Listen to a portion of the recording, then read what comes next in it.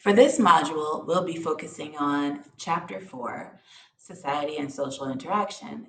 And this includes looking at social structures and also looking at all of the different elements of social interaction um, and the positions that individuals can hold within our social structures. So let's start by looking at social interactions and reality. A social interaction basically refers to any of the many ways that people respond to one another, whether it's face to face, online, or some other type of arena. Um, One of the really important concepts with understanding social interaction is that of habitualization. So, the definition of habitualization is an argument that society is created by humans and human interaction. And so that on the base of our habits, these interactions are like little puzzle pieces that, when combined, create an entire society. And so, in that way, our social interactions are the building blocks of society overall. I think that one of the ways that we can help to understand this concept is looking at the Thomas theorem. Thomas claimed that if men define situations as real, they are real in their consequences. And this is really important to understanding the construction of society and our interactions. Basically, for sociologists, we may not really focus on whether or not something is real objectively versus being real subjectively. If something is objectively real, that means that it is true, absolutely, positively true. For example, we could say that, objectively speaking, the world is round. Um, Subjective reality means that it may or may not be true, but really it's kind of about our perception, right? We perceive it to be so, and so in some ways it is so. So basically, we as humans interpret or define one another's actions instead of merely just reacting to each other's actions, right? We take into consideration the context of one another's actions. And so we interpret, and those interpretations can be accurate or they may not be accurate. But according to the Thomas theorem, it doesn't really matter because as long as we believe that reality is what it is, or we believe that reality is accurate, then it might as well be considered accurate because we will respond to it as if it is. Our reality isn't shaped only by objective truth, but also by our perception, our evaluations, and our definitions. And so, really, our social reality is literally constructed from our social interactions. And it's really hard to use the word literal for that. It's a bit, I don't know, almost punny in this context because there's so much subjectivity that's involved in all of this. So, for example, if we're in a theater and somebody in that theater screams fire, we're all going to react. And it doesn't matter if that fire exists or doesn't exist, we still will react to what we see as being a real threat without even having evidence that that threat actually exists. And so our social reality is quite the same.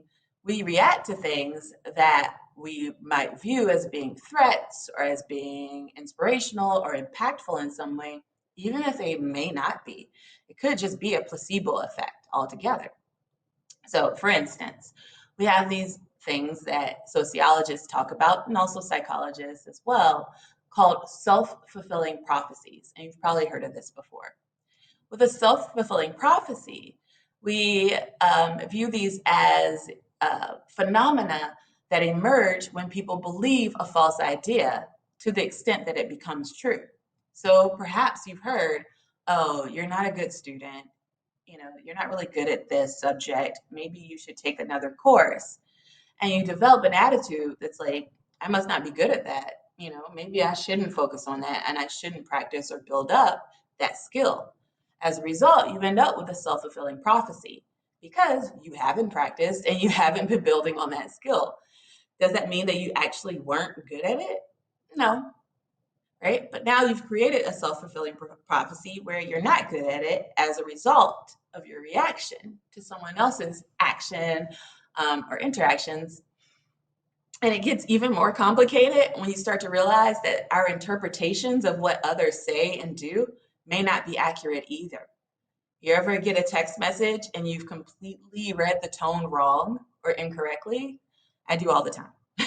And so as a result, we end up in situations where we don't really either interpret correctly or react to a stimulus as objectively as we think we do.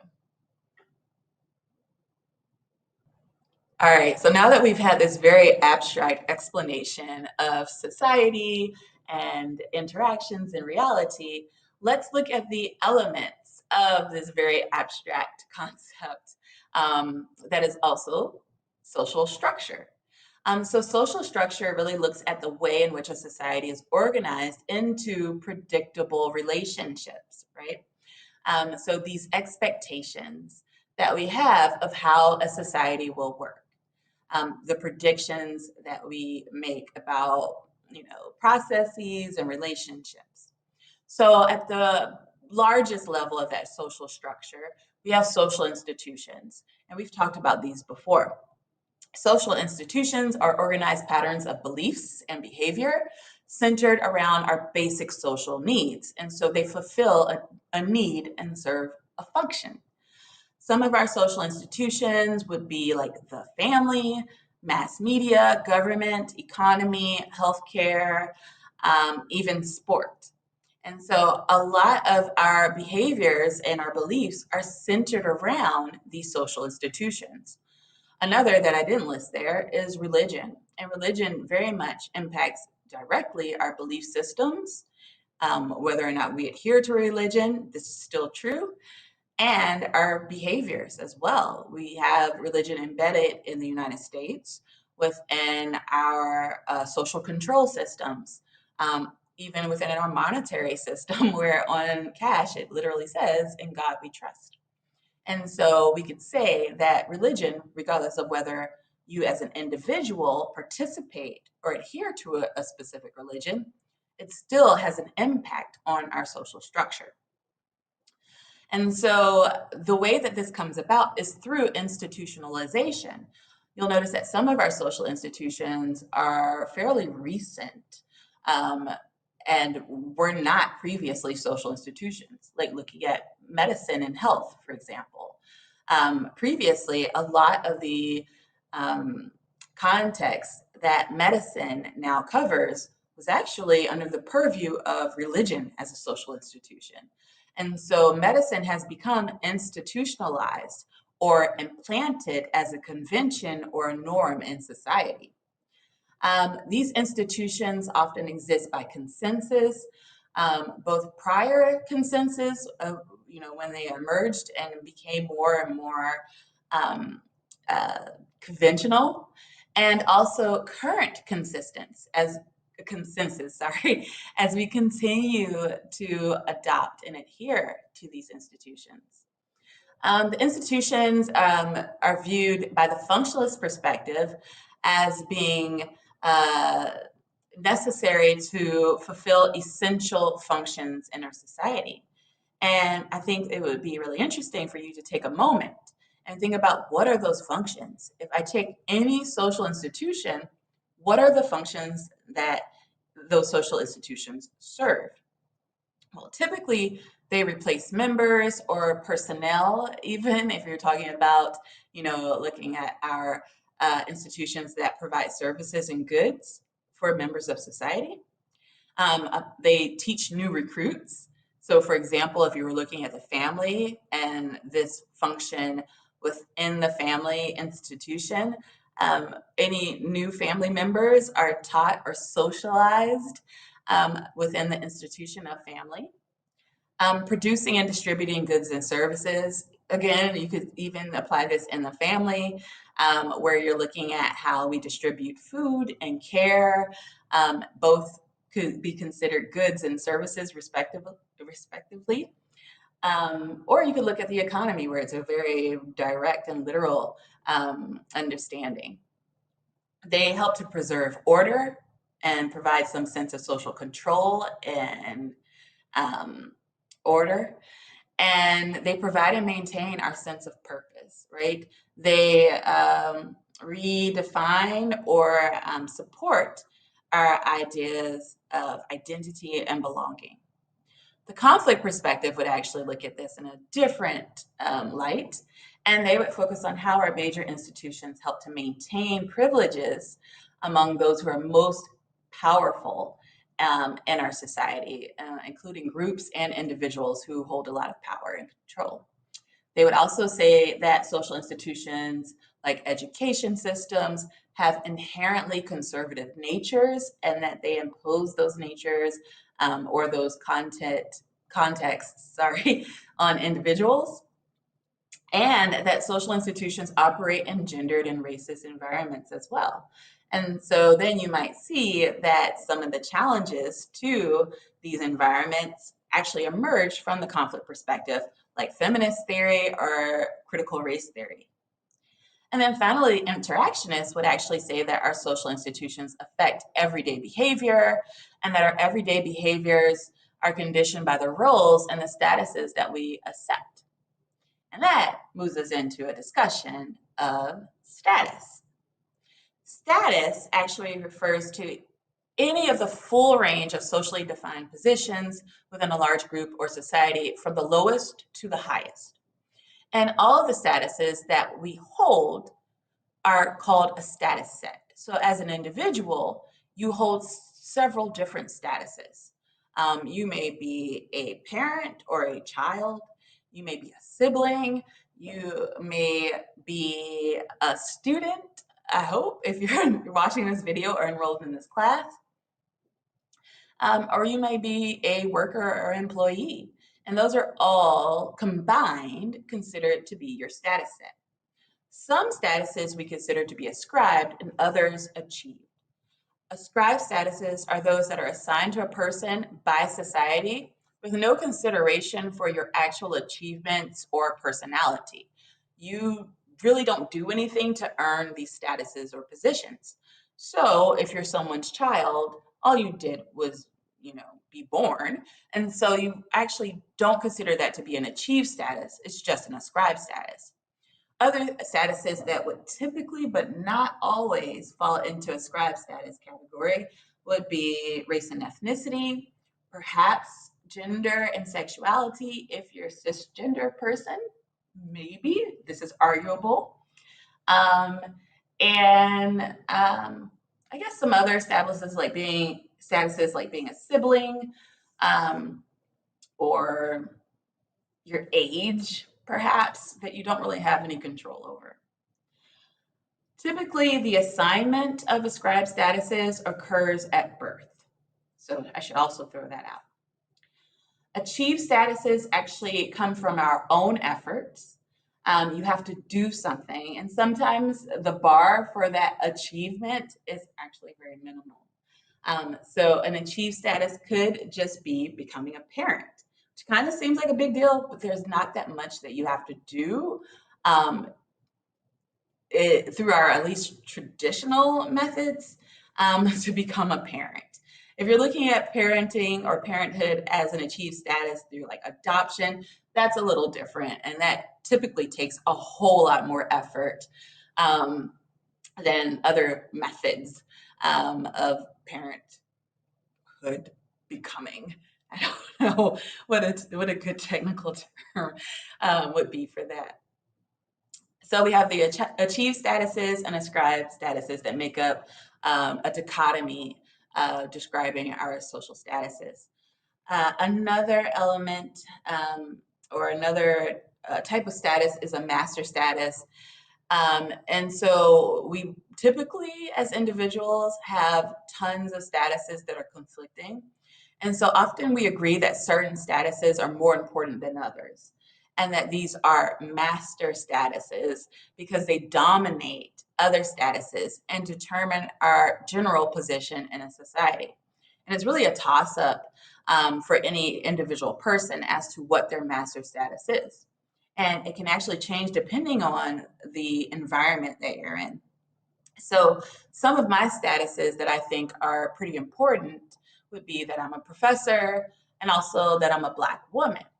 And it would be interesting to see, in which contexts being a professor might be considered being my master status, and in which context being a Black woman might be considered as my master status, and which is the strongest in any given time or situation.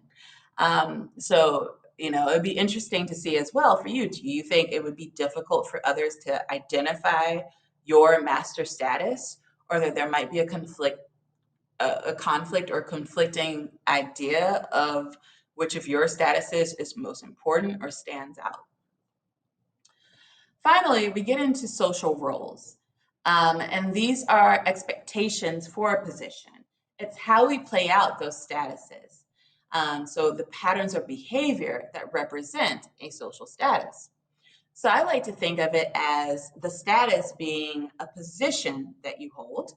So, for example, if you were to go out for a part in a play, the part itself, like bartender number one, would be your social status.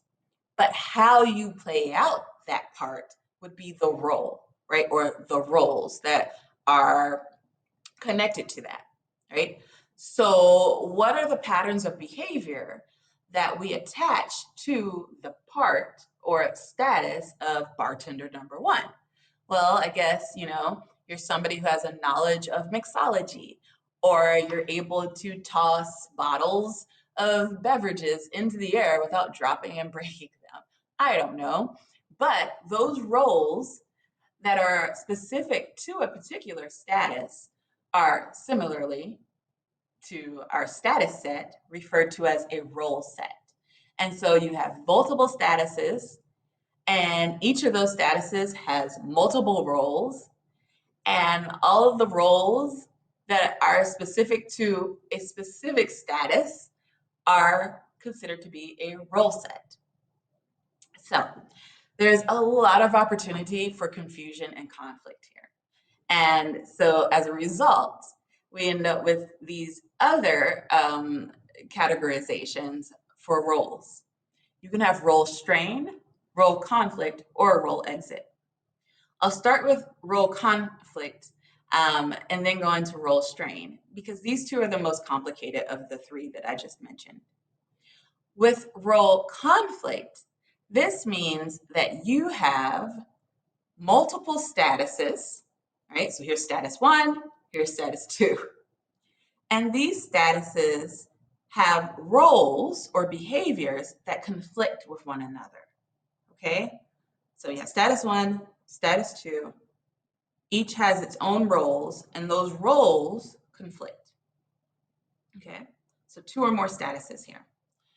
And that conflict, right, is creating problems.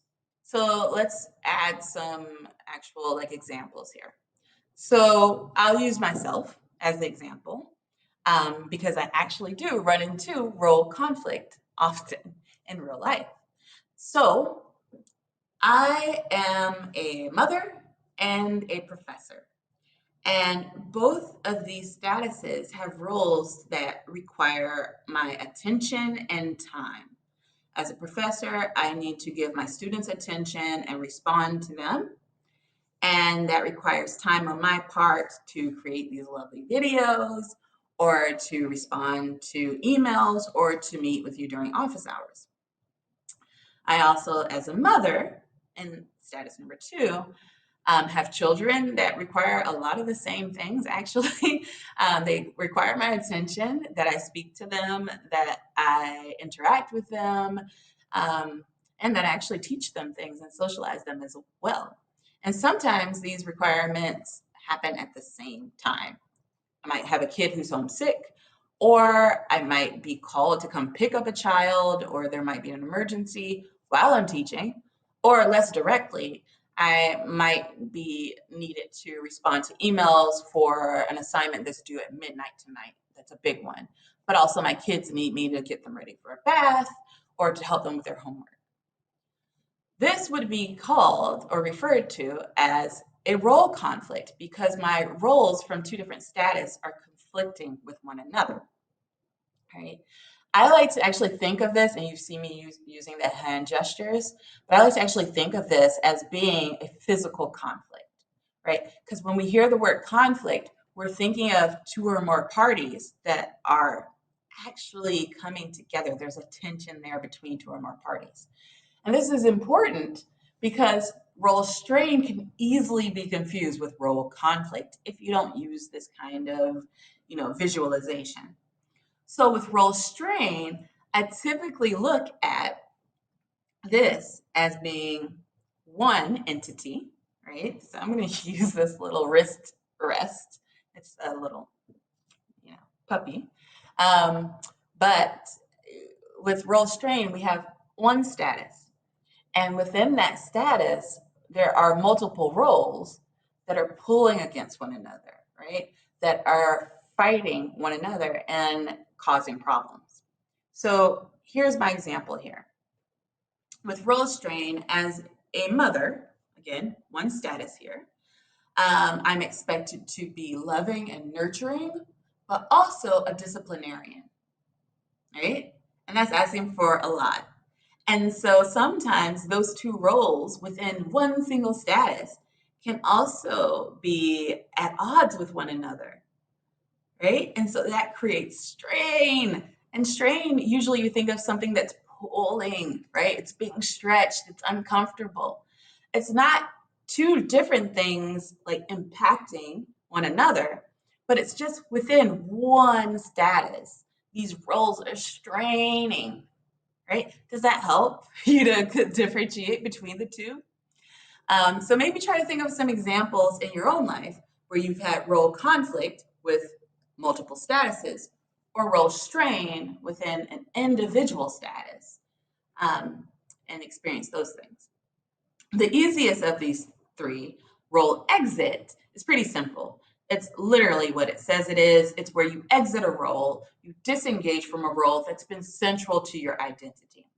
And so we talk about role exit because it can mean resocialization or the need to find a new identity. So typically, when people exit a role, they experience really intense emotions like doubt or a search for an alternative. They might have a departure or action stage where they are actively involved in, the ceremonies and rituals of leaving that role or the creation of a new identity. And so, one really, really important, I think, um, type of role exit in the human life course is retirement and the very um, critical and important process of leaving a position that one has been involved in for most of their adult life. And it's not necessarily a specific position like occupation or job, but just the position of being an employee or being a laborer and now no longer being expected to do that. It can have a lot of impact on an individual. The other two elements of social structure given here, groups and social networks, we'll talk about in a coming chapter. And so for right now, press pause on that, or hold on that, and continue on and looking at social structure. Hey, I'm up here now. So for one of my really fun and interesting, or at least for me, fun and interesting topics of social structure is looking at the development of our social structure through sociocultural evolution. And here we get to go into some history and some anthropology, which I am not an expert in either of those things, but it's still fun to talk about, at least on a very general sociological level. So sociocultural evolution looks at our long-term social trends and how these things interplay with our social development and social interaction and how these have changed over time. So we start with looking at how our earlier societies, like foraging and hunter-gatherer societies, um, interacted, and look at how this has changed over time. This is a really interesting and prominent theory of social interaction and social structure because it focuses on our basis of sustenance and economy and how these things impact how we relate to one another. And so we'll notice that during all of these pre-modern societies, so basically looking at hunter-gatherers, pastoral, horticultural, agricultural, and feudal societies, everything before the Industrial Revolution, we had very tight-knit and communal interaction types, and how that contrasts to modern society types after the Industrial Revolution. So we could say Industrial Revolution, post-industrial society, and even perhaps a postmodern society, how we have um, much more variation and specialization in our interactions, right? So that's the general comparison when we look at social interaction and social development. So let's identify really these different phases of development. So with the hunter-gatherer societies, we often refer to these as the beginning of our human life or understanding of human life, where we look at these as being very nomadic societies that were also highly communal. And that was because it was necessary to be communal. You couldn't be selfish, you couldn't be greedy. Watching out for the whole group was in everyone's best interests. And partially this is because collecting food and sustenance was very much a group effort, right? This is before we had um, a real system of agriculture or cultivation of land or breeding livestock or anything of that nature. And so you operate it in groups for security and also for the assurance of sustenance. And here we also see the most inequality in society as well, both through gender, but also just within individuals. Everyone had a role, and those roles were super important. And so it didn't matter if you were a hunter or a gatherer. These were both viewed as being important because look, everybody wants the meat, right? That was the protein, and that was probably, you know, the rarest form of sustenance because it wasn't readily available all the time and took a lot of effort. But you relied a lot on the gathering from day to day, and this was primarily the basis of one's diet. And so you can see why it would behoove you to actually, you know, contribute to a community because you can't live off of just the gathering alone or just the hunting alone. Well, you probably could have lived off just the gathering alone, but nobody wanted to do that, right? They wanted their meat back then. And they definitely wanted the fibers and the skins and things like that to survive. Then we move into the pastoral societies where we see that people are starting to gain the ability to tame animals, to cultivate livestock and plants, and they become, uh, well, they remain nomadic, but they start to be able to decrease the amount of um, I guess ventures that they have to go on to because they're not exhausting the land and the supply of animals as much.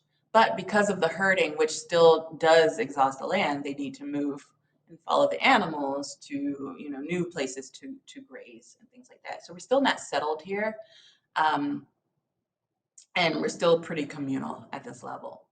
Now, as we start to see the horticultural societies that emerge around the same time as the pastoral societies, um, we start to see that people are able to begin settling. But this is specifically in regions where there is precipitation that affords you the ability to have a crop yield that repeats, right? And also it's combined with the increased technology of, you know, simple tools that could be used and understandings of agriculture, right? That's just beginning to emerge at this point. And then we get some perfection of that agricultural or agrarian technology about 5,000 years ago with agricultural or agrarian societies, where they have larger, more stable settlements. And we start to see improvements in technology and increased crop yield, and as well, more inequality, right? And so this is where things start to be a bit less focused on the community and more so focused on, at this point, the household or these individual like communes that are smaller, right? You're no longer nomadic, and now you're able to stay in one place where we see this increase in the concept of private property ownership, something that hadn't really existed previously because there was no point in claiming land if you were going to be leaving it behind eventually. And so we start to see increased inequality as people are taking ownership of plots and seeing that some plots are producing more than others. And so, of course, now you're starting to link that production to individual households or individual settlements as well. Another thing that we see emerge here is a lot of gender inequality, which had existed throughout, but which really like it starts to peak here and continue on into our industrial societies or modern societies, where because of that linkage between um, private property and the family, we see that women's roles are now connected more and more to the private sphere or to the household, and that men are now becoming the representatives of the household in the public sphere. And there's a reason for this. And it's a pretty sexist reason. Partially, that is because they want to assure that the children that are born are legally linked to that land and that other men or other settlements can't claim that land and what's been produced on it. And so, how do you do that? You limit women's agency and mobility. And so for women to, you know, be interacting outside of their household is now frowned upon. And the guardianship systems that we still see, remaining in some ways today begin to develop, right? Like literally, we name our children and wives after men as a result of showing this property ownership. These children, this woman belongs to that family or that man, basically. So, yeah.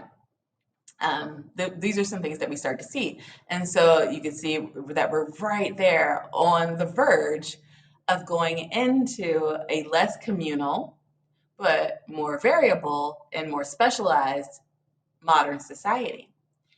And so our social interactions change as we get to the Industrial Revolution, which is really key for sociologists, because this for us is like the coming of Christ, right? It's super important. This is where our field actually emerges during the Industrial Revolution. And so with the industrial society, we see that there's a reliance on mechanical power, that we have now these engines and all of this automation that centralizes our workplaces. And so now our homes are no longer necessarily our workplaces. We're able to produce more food. And so we don't need as much communal, basically global focus on food and sustenance production. And so now we are working in ways we had never really worked in before, not on a widespread level, where now our workplaces are outside of the home and we're focused on producing things that we may or may not be using in our own everyday lives. And so here we start to develop something called economic interdependence. At this point, we are now relying on one another, but in a very different way than we did in these communal societies. In those pre-modern societies, we were all doing the same thing, trying to secure food and sustenance, right?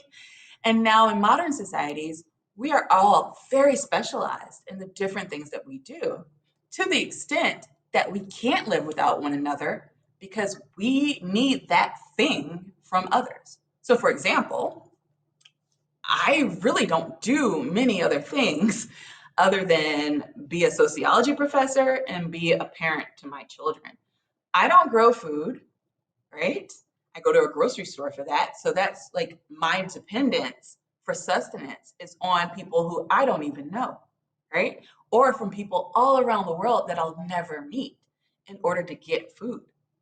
I don't teach my children really, besides, like ABCs and some manners. They go to a specialized location and depend on other individuals for that service, right? And the list just goes on and on. Like, how much stuff can you do for yourself? Most of us, right, especially as we look at younger and younger generations, we're unable to do a lot of different things. I can't sew really well. I can't fix a car. I can do very basic IT. And again, I can barely keep a plant alive. And so there is a high level of interdependence. But when it comes to community, um, we are very specialized and able to actually pursue various niche interests. Another thing that's really key with looking at industrial society is that we see some change in how inequality works. In agricultural societies and whatnot, we saw that there were these noble people and aristocrats, and really looking at the the royals and monarchies and how they controlled um, basically society, and were wealthy. And with the industrial society, industrial revolution, we see this kind of turn. And now we see that there's this new money where people who traditionally had not been considered to be noble or elite were able to, become wealthy and make a name for themselves, like the Rockefellers. Um, think Titanic, for example. And this is um, a new world order, really, that kind of usurps the previous aristocratic and monarchy rule around the world. And so now we start to see that as long as you have business savvy, you're able to get some control and power. And this actually comes into our systems of governance. As I would say that as capitalism increased, we started to see the emergence of the influence of business and economy on our governance. So yeah. And then you have where we think we are today, which is in post-industrial, where actually, there's this whole new U-turn here with a reliance on services, and especially on looking at the processing of data and control of data.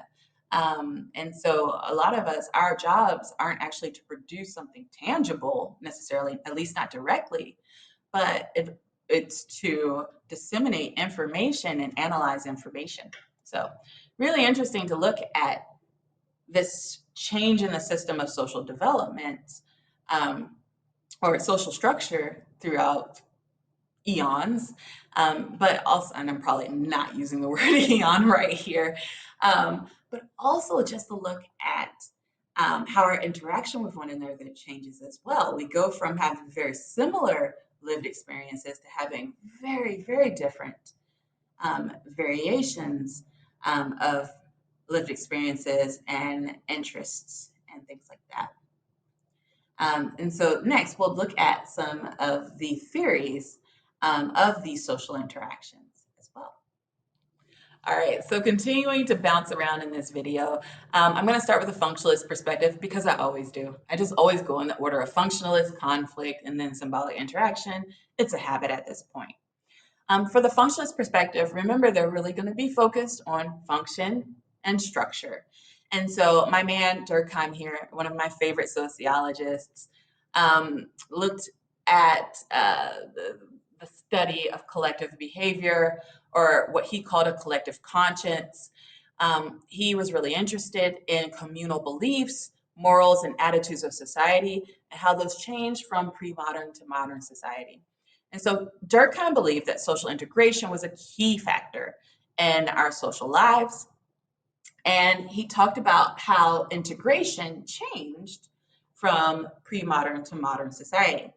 And he described these using the terms mechanical solidarity and organic solidarity.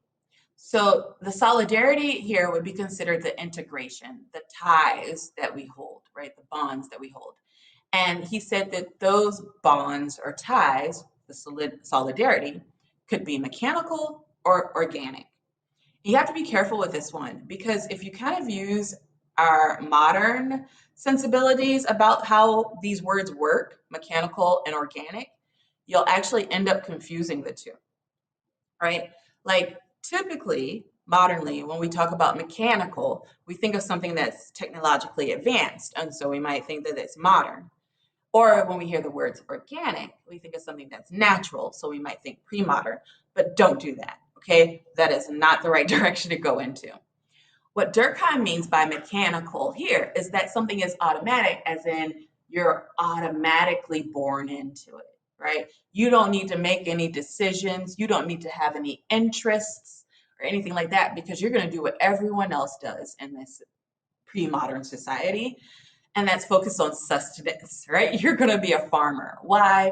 Because food is important at this point, and securing it is basically life or death.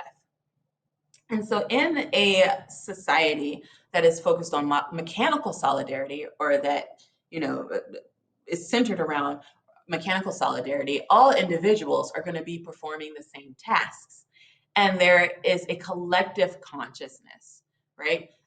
People do things the way they do them because that's the way they've always done it, and they have really strong bonds of kinship, of relating to one another. It could even be pseudo tribal to some extent. There's a low division of labor because, again, everyone's doing the same thing. And since people tend to do the same work, they also may tend to think and act alike. On the flip side, we have organic solidarity, which you could think of as organic, as in the different pieces of the body. So, right, your human body has organs in it, right? These separate parts that all do different things. And so here we can look at this consciousness as being an organic integration where we all are specialized in doing our own things, and still connected, however, because we rely on one another. So with organic solidarity, it's all really specialized and all individuals have a need for one another, but it's not communal necessarily, not the same way that the collective consciousness was with mechanical solidarity. So here, our solidarity is maintained by acceptance of differences in our economic interests and also our social interests. And so, because we adhere to this understanding that we're all focused on different things and that we can rely on that to meet our needs, that means we're able to explore the things that we're actually interested in, or at least able to within the realms of the reality of where we live and what our economies look like. And with organic solidarity, you have a very specialized division of labor, and this allows people who have different values to actually coexist because they need one another. And so you actually can relate this to like the emergence of, a global society after World War II, and how that was actually used as an integrative force so that we wouldn't have another world war. If we rely on one another and we're interdependent with one another, we are forced to communicate and to work together so that we can't attack one another. That's the thought, at least. We'll see how that experiment works out. With Durkheim, he was also interested in something called anomie, which is like a sense of chaos or loss of direction that we might feel in society. And he was really interested in looking at anomie and how it impacted our integration in society and how well integrated we felt into or with one another, and with society altogether. And so he said that, with anomie, collective consciousness is weakened, and collective norms are also weakened. And so we're going to talk about this pretty intensely when we get into our discussion of deviance, because he actually says that one of the results of having weaker integrations and social controls is deviant behavior. So we'll look at that in the future.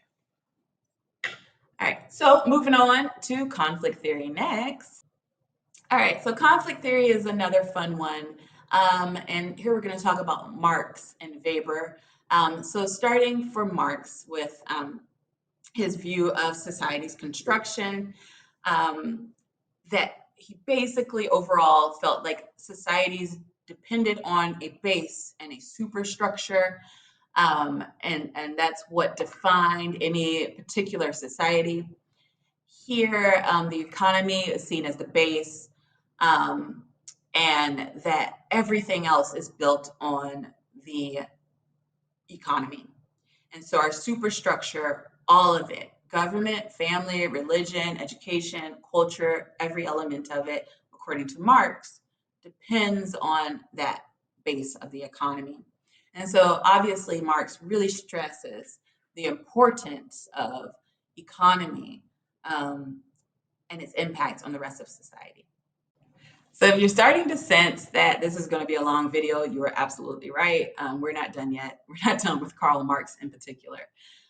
So I think I mentioned this in our first weeks of class, that Marx is very much a critic of capitalism. And one of his views of conflict was based on, again, that base of the economy and capitalism, um, or the organization of economy, so that the capital or the land, materials, whatever means are used to transport goods, are privately owned. And so Marx focused quite a bit on how capitalism changed our interactions with one another. And in particular, he was comparing capitalism to the feudal estate system, which was our variation um, of economy that persisted before industrial revolution and capitalism emerged. So he looked at the bourgeoisie, or the capitalists, those who own the means of production, and the proletariat, or the laborers and workers, and their relationship with one another as a conflicting relationship. And he thought that as a result of the conflict between these two interests, that this would lead to change eventually. And so that change, you're probably already, guessing, but it was what he predicted would be communism. He gives like a timeline and everything for this, and he was wrong as far as that was concerned. But his work still has some really important implications, and it's still used to inspire and to support labor, and protection of those who work and who are laboring. So one of his arguments, and I'll also link this video in this module as well, but one of his arguments was that uh, modern society, via capitalism, alienated the proletariat in particular from one another, um, and for different elements, right? He said that one would now be alienated from the products of their own labor, right? And basically have no opportunity to relate to the product that one works on, and that they couldn't that there's a possibility that they might not ever see the full work that they're contributing to. Um, there's a really interesting documentary called Mardi Gras, made in China, that follows Chinese laborers, particularly women, who are working in factories in China to produce Mardi Gras beads. basically those beads that are thrown off of balconies in New Orleans and that are worn during Mardi Gras. And they are making these beads for hours and hours a day, and making pennies, and basically have no connection to those beads. They don't know what they're used for. They don't know why people would want them or anything like that. And so this, Marx would say, would be a perfect example of this alienation from the product of our own labor. As we see the Industrial Revolution rise, we start to see that people are moving into the factories, and instead of selling their goods and services, they're selling their time for a wage, right? And so now you're getting paid by the hour. Your time is now a monetary increment, or a form of currency that you're exchanging for wages. And as a result, that means that we often end up just working on one element of production, right? So you might work at a toothpaste factory, and what's your job? Maybe all you do is create the caps that go on toothpaste tube. And that might not even require you to have any knowledge about toothpaste or anything else. All you need to know is how to like mold those caps. Marx also mentioned that capitalism influenced or caused alienation within the process of one's labor. You get no control of your working conditions, and the process for your labor is dictated by others. And that's true for most positions that we work in as employees. Even I, as an employee here, I have a lot of freedom and flexibility compared to other occupations, but it still works within, some structure. Um, I'm given information about our course outlines and what needs to be included in a course that I deliver. We have some rules and regulations that we follow when it comes to dropping students from courses, or to developing a new class or course. And you see this in most jobs, even if you're looking at something that we typically in our society refer to as low skilled labor, which I don't agree with that um, designation. But in these jobs where you're cooking food for people, perhaps, or preparing food for people, and you don't get to go off recipe, even if you think that objectively it will very much improve the experience for others, right? There are rules that have to be followed, and you don't get to have any creativity, thus being alienated from your own labor itself. Another point from Marx is alienation from others, where he says that workers actually are encouraged to compete with one another versus to work cooperatively. Um, and this is very much a distinct characteristic of capitalism, I would say, that we as workers are competing for positions, and we are made to expected to kind of be wary of one another. And so, for example, you'll notice that people who are supporting like unionization and labor movements will say that like sharing information about our relationships with our employers is actually something that strengthens laborers. So, for example, especially in the U.S., talking to one another about salary has been made into a very private thing, which actually doesn't help us as workers and employees, but actually helps to maintain that sense of competition that supports capitalism. And so, yeah, we are, you know, less cooperative than in other types of economy. And even to the extent that sometimes it's very intentionally um, done to keep us from cooperating with one another, where people's breaks are scheduled in a way to keep them from talking to one another, or they're not allowed to go to restrooms together, um, or they're discouraged from talking to one another, either to increase their productivity or to just keep them from discussing the working conditions as well. So yeah. And then last but not least, certainly, is uh, the alienation from oneself, or loss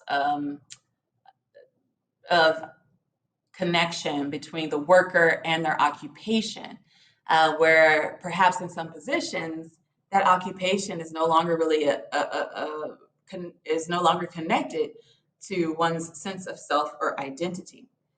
Um, I think that some of us are lucky that our occupations can still be a part of who we are, and that we might proudly claim that. For example, I would definitely say that being a professor for me is not just about a paycheck, although it does include that because we do live in a capitalist society, but it's also a part of who I am and my identity as well, and my sense of self. Another thing that Marx mentions is um, the um, awareness that we hold um, of where we exist in this conflict as well. So, for example, Marx talks about our consciousness um, and how that can relate to our alienation. That as a result of our alienation, we might take on what's called a false consciousness, or an attitude that's held by members of a social class that doesn't actually accurately reflect our objective position. So, one of the examples that we often use that reflects a false consciousness is the idea of a trickle down economy and belief that that system could actually work. So, for capitalists, it's a great system or a great belief system that if you can get a population to believe that if they invest or if they give capitalists and businesses free reign, that that will benefit everyone else in the long run, then you're going to do really well because that means that you don't have to deal with regulations, that you can encourage competition between workers and basically make a pretty strong profit. But for the individuals, the proletariat, basically, this is not a good reflection of your own interests. Because have you ever met a capitalist, for example, that would say, you know what, we've made enough money now, let's give back to our employees and workers? Not in any real sense. You might get that kind of like, you know, uh, very minimally impactful um, bonus once a year, or perhaps like a corporate gift. But as far as getting what you actually deserve as a result of your work and as a result of your labor, no, that won't happen because you've taken away that expectation that capitalists will actually give you what you deserve. You've accepted a trickle versus a stream so in exchange for your labor. So, what Marx really thought we should all be striving for, it was class consciousness, or a subjective awareness of our common vested interests and need for collective political action to bring about change. The acknowledgement that we're all in it together, and that capitalism thrives off of the divisiveness or the division of the proletariat. And so somebody who is involved in a class conscious effort might, for example, try to get people who are in a proletariat position, lower wage workers, to work together across race lines, right? So forgetting the competition that has been kind of pushed upon them based on race and ethnicity, right? Like, for example, being told, like, oh, they're taking all of our jobs. And now we are antagonizing the they in that scenario. And instead working together and looking at who the real problem is, the capitalists. And that there needs to be a change in the capitalists, not the other proletariat. So, yeah, Marx comes with a lot. not not at all an uncomplex figure in society. We can't talk about conflict theory and social interaction without at least briefly mentioning another conflict theorist, and that's Max Weber. Um, Weber wasn't a fan of capitalism either, but he criticized Karl Marx a bit and said that Marx focused a bit too much on the economy as a as a base for a superstructure. And he said that we can't just focus on a single characteristic like Marx, and that we have to look at three things: class, or a group of people who have a similar level of wealth or income; status, those positions in society that we talked about earlier; and power, the ability to exercise one's will over your own life and also over the lives of others as well. You have power, especially if you can control your own life, but you have a lot of power if you can also control other people's lives. So, one of the things that he also wanted to look at was not just economy, but the idea of rationalization in and of itself, or focusing on logic and efficiency rather than morality or tradition. And so, according to Weber, capitalism is rational. By rational, he's not saying it's good, right? He's just saying that capitalism focuses on logic and efficiency, and that the convergence of industrialization and rationalization results in something called an iron cage. And so this is where we get into the social interaction. The iron cage, basically, according to Weber, traps individuals into almost like a prison to some extent, um, where they are imprisoned within the limitations and the bounds of social institutions and bureaucracies or formal organizations, right? And so we are in cages where a lot of our interaction is governed and ruled by these bureaucracies and institutions.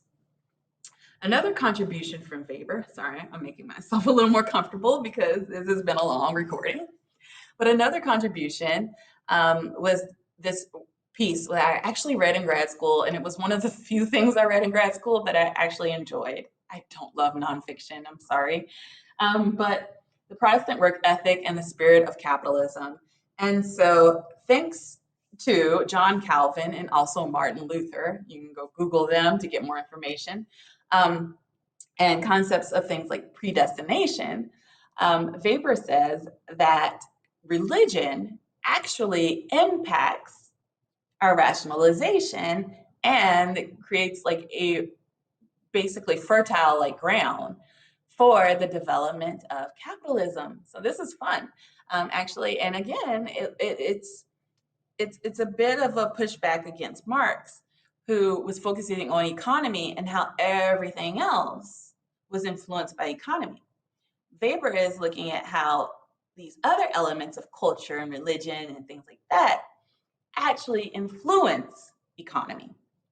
And so he said that as a result, Freudian slip, result either way, of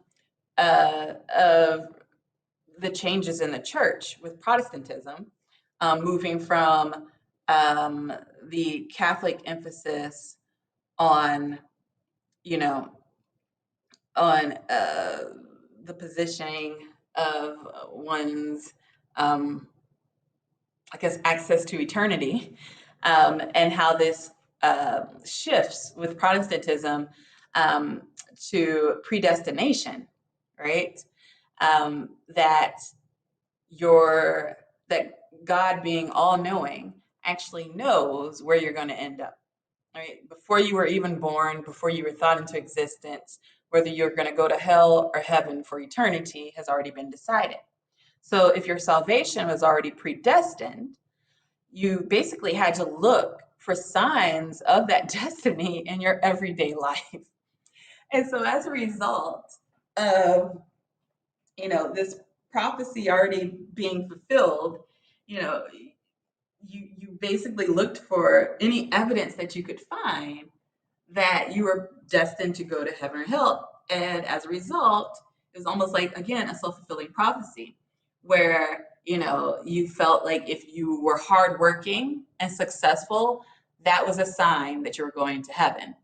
And that if you came off as being unsuccessful, so impoverished or lazy, then that was a sign that you were going to hell. And of course, you didn't want to go to hell. And so you would actually end up doing things to make you look more heavenly or like you were successful. And so Weber writes about in this book about how this Protestant work ethic actually supports capitalism. And in particular, looking at the American capitalism that we see today and our American understandings of Christianity as well, and how those work together. So, yeah, fun stuff there.